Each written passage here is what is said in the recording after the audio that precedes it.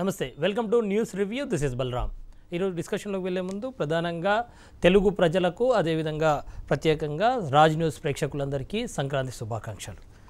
ఒకసారి పేపర్లో వచ్చిన వార్తలు ఏంటో చూద్దాం, దాని తర్వాత డిస్కషన్లోకి వెళ్దాం. పేపర్లో వచ్చిన వార్తలు చూస్తే ఈనాడు చూసుకుంటే ఆదాయపు పన్ను మినహాయింపు పరిమితి రెట్టింపు చేసే ఆలోచనలో కేంద్ర ప్రభుత్వం ఉన్నట్టుగా తెలుస్తుంది. 2.5 లక్షల నుంచి 5 లక్షలకు పెంచే యోచనలో కేంద్ర ప్రభుత్వం ఉంది. ముందు 8 మందే జాబితాను సిద్ధం చేసుకున్న సీఎం కేసీఆర్ సభాపతి తేలితేనే మంత్రివర్గంపై పూర్తి స్పష్టత వచ్చే అవకాశం ఉంది. శాఖల కుదింపు పూర్తి 34 నుంచి 18కి మార్పు సీఎంకు నివేదిక వచ్చేసింది అన్నది వార్త. ప్రధానంగా ఇప్పటికే 34 శాఖలు ఉన్నాయి, వాటిని కుదించి 18 శాఖలు చేశారు. ఎందుకంటే మంత్రివర్గంలో కేవలం 18 మంది మాత్రమే ఉండే అవకాశం ఉంటుంది. కోటా షురు, పేదలకు 10% రిజర్వేషన్లపై కేంద్రం గెజిట్ నోటిఫికేషన్ అన్న వార్త ప్రధానంగా హైలైట్ అవుతున్న పరిస్థితి ఈనాడులో కనిపిస్తుంది. సాక్షి ఒకసారి చూసుకుంటే సాక్షిలో జేఎన్యూ కేసులో ఛార్జ్షీట్ 3 ఏళ్ల తర్వాత దాఖలు చేసిన ఢిల్లీ పోలీసులు కన్నయ్య కుమార్ తదితరులపై దేశద్రోహం ఆరోపణలు అన్న వార్త ప్రధానంగా హైలైట్ అయింది. మళ్ళీ ఓట్ల పంచాయతీ, సర్పంచ్ ఎన్నికల్లో కూడా ఓట్ల గల్లంతు, 22 లక్షల ఓట్ల గల్లంతుపై చల్లారని వివాదం, అసెంబ్లీ ఎన్నికల తర్వాత స్వల్ప మార్పులు చేశారు అన్నది. ఎందుకింత దిగజారుడు రాజకీయాలు అంటూ వైఎస్ షర్మిల చేసిన కామెంట్స్ కనిపిస్తున్నాయి. నాపై చేస్తున్న పైశాచిక ప్రచారాన్ని ఆపండి, ఈ దుష్ప్రచారం వెనుక ఖచ్చితంగా టీడీపీ ప్రమేయం ఉంది. 2014 ఎన్నికల్లోనూ ఇలాగే, ఇప్పుడు మరోసారి ఆ వ్యక్తి నేనెప్పుడు కలవలేదు, మాట్లాడలేదు, నా బిడ్డలపై ప్రమాణం చేసి చెబుతున్నానంటూ ఆమె ఉద్వేగభరితంగా చెప్పిన మాటలు ఇందులో హైలైట్ అవుతున్న పరిస్థితి. అదేవిధంగా నేటి నుంచి కుంభమేళా, మార్చి 4 వరకు మహా ఉత్సవం, తాత్కాలిక నగరం కుంభనగరి, సకల సౌకర్యాలు, ప్రధాన విశేషంగా 13 అఖండాలు, 12 కోట్ల మంది పుణ్యస్నానాలు ఆచరిస్తారని అంచనా వేస్తున్నారు. నమస్తే తెలంగాణ ఒకసారి చూసుకుంటే కేసీఆర్ఏ సీనియర్ 7 టర్ముల ఎమ్మెల్యేగా రికార్డ్ క్రియేట్ చేశారు.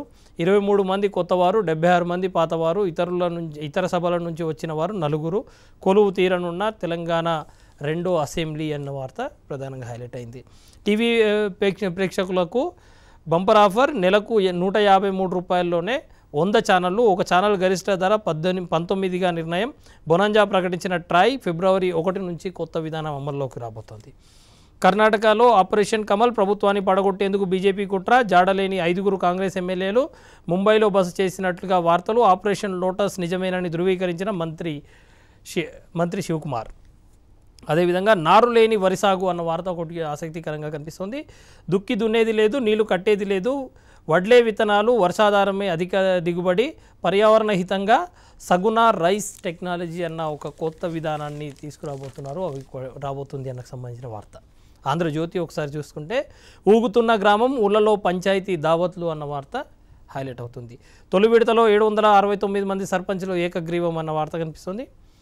లోక్సభ తర్వాతే విస్తరణ అని మరొక ఆసక్తికరమైన వార్త. మరింత జాప్యం అనివార్యం, శాఖల ఏకీకరణకు సీఎం ఆదేశం.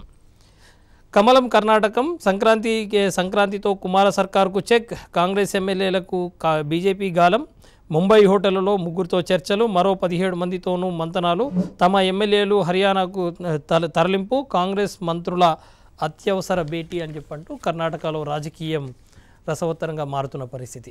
విజయక్రాంతి చూసుకుంటే ఉత్కంఠగా కర్ణాటక, కనిపించని 3 ఎమ్మెల్యేలు, బీజేపీ చేతుల్లోనే ఎమ్మెల్యేలు అంటూ కాంగ్రెస్ ఆరోపణ. టచ్లో ఉన్నారు సీఎం కుమారస్వామి, మా ఎమ్మెల్యేలనే ప్రలోభ పెట్టేందుకు ప్రయత్నం జరుగుతుందంటూ బీజేపీ ఆరోపణ చేసింది.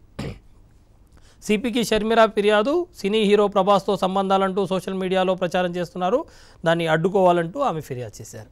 శబరిమలలో మకరజ్యోతి దర్శనం, పులకించిన భక్తజనం, స్వామి దర్శనానికి పోటెత్తిన అయ్యప్పలు, ఈ నెల 20న ఆలయం మూసివేత అన్న వార్త కనిపిస్తుంది. వెలుగు ఒకసారి చూస్తే పల్లె నిండా సంబురం అంటూ సంక్రాంతికి సంబంధించిన వార్త కనిపిస్తుంది. పచ్చని వరి పంటలు, వెచ్చని భోగి మంటలు, రంగురంగుల ముంగిళ్ళు, ముద్దుగొలిపే గొబ్బిళ్ళు, కొత్త బట్టలతో చిన్నారుల కేరింత, పాత ముచ్చట్లో పెద్దల పులకింత, ఒక మాటలో ఊళ్ళ నిండా సంబరమే అన్న సంక్రాంతికి సంబంధించిన ఒక వార్త కనిపిస్తుంది. సేంద్రియ సాగుతో మస్తు బర్కత్, తక్కువ ఖర్చు ఎక్కువ లాభం, మార్కెట్లోకి మంచి గిరాకీ, రాష్ట్రంలో 34,500 ఎకరాల్లో ఆర్గానిక్ సాగు, సేంద్రియం వైపు రైతు చూపు అన్న వార్త కనిపిస్తోంది.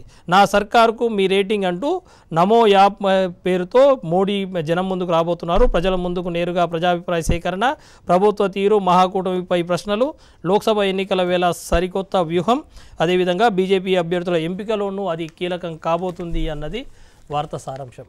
ప్రజాపక్షం ఒకసారి చూసుకుంటే ప్రజాపక్షంలో మూడో పెళ్లికి ఒప్పుకోకపోతే చంపేస్తానంటూ 2 భార్యలను ఒక వ్యక్తి వేధించిన వార్త కనిపిస్తుంది. 2 భార్యలకు నరకం చూపిన భర్త, పోలీసులను ఆశ్రయించిన బాధితురాలు. అదేవిధంగా టీఆర్ఎస్లో బ్లాక్ లిస్ట్ ఒకటి రెడీ అవుతోంది. పార్టీకి వ్యతిరేకంగా పనిచేసిన నేతలతో ప్రత్యేక జాబితా తయారు చేసిన వర్కింగ్ ప్రెసిడెంట్ కేటీఆర్, ఆ నాయకులకు నామినేటెడ్ పదవులు లేనట్లే అన్న వార్త కనిపిస్తుంది. అదేవిధంగా పెళ్ళంటే పెటాకుల, ఎన్ఆర్ఐ పెళ్లిళ్లలో మోసాలే ఎక్కువ, ఏటా 100కు పైగా విడాకుల కేసులు, గ్రీన్ కార్డు ఉంటే అమెరికా పౌరసత్వం, భారత చట్టాలు వారు బేఖాతరు చేస్తున్నారు అన్నది వార్త. అసత్య ప్రచారాలు, సామాజిక మాధ్యమాల్లో వస్తున్న వాటిపై అడ్డుకట్ట వేయాలి. హైదరాబాద్ సిపికి వైసీపీ నేత షర్మిల ఫిర్యాదు.